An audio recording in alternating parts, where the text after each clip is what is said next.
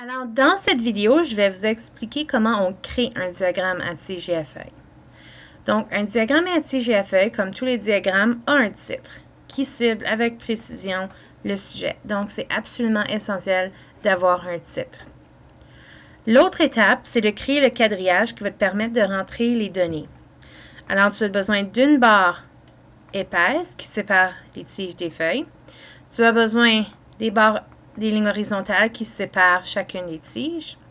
Et ensuite, tu as besoin des colonnes. Alors, tu utilises soit des lignes ou, à la limite, tu pourrais séparer tes données avec des virgules. Mais absolument essentiel, la barre épaisse, les ranger.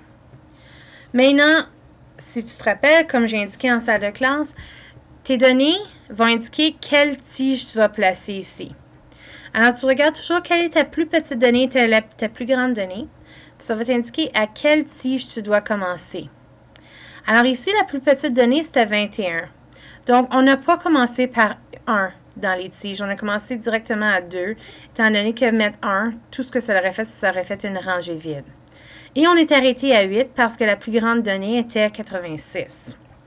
Donc, fais juste placer les données que tu as, les tiges que tu as besoin pour placer toutes les données, sans toutefois laisser de sauter des tiges entre la plus petite et la plus grande. Donc, disons que tu n'avais aucune donnée dans les 70, tu ne pourrais pas sauter de 6 tout de suite à 8. Il faut que tu places tous les nombres entre la plus petite et la plus grande, même si tu as une rangée vide à moitié chemin. Maintenant, l'autre étape, c'est de consigner les feuilles dans le diagramme qui représentent les unités de tes données. Les feuilles apparaissent ici, à la droite. C'est absolument essentiel que tu les places en ordre croissant. Alors, je vais l'écrire, même si ça apparaît sur le texte, tu vas comprendre. On va la mettre en gros parce que c'est important. Donc, absolument essentiel, ordre croissant, on le met en rouge, c'est important. Parce que si ce n'est pas en ordre croissant, tu vas avoir de la misère à analyser ton diagramme. Donc, tu réserves une case pour chacune des données. S'il y a une donnée qui est répétée, comme par exemple ici 44 est répétée, je mets chaque fois le 4 pour représenter qu'il y a 3 données qui sont à 44. Donc, 44, 44, 44. Donc, je place toutes mes données en ordre croissant et je note mes répétitions.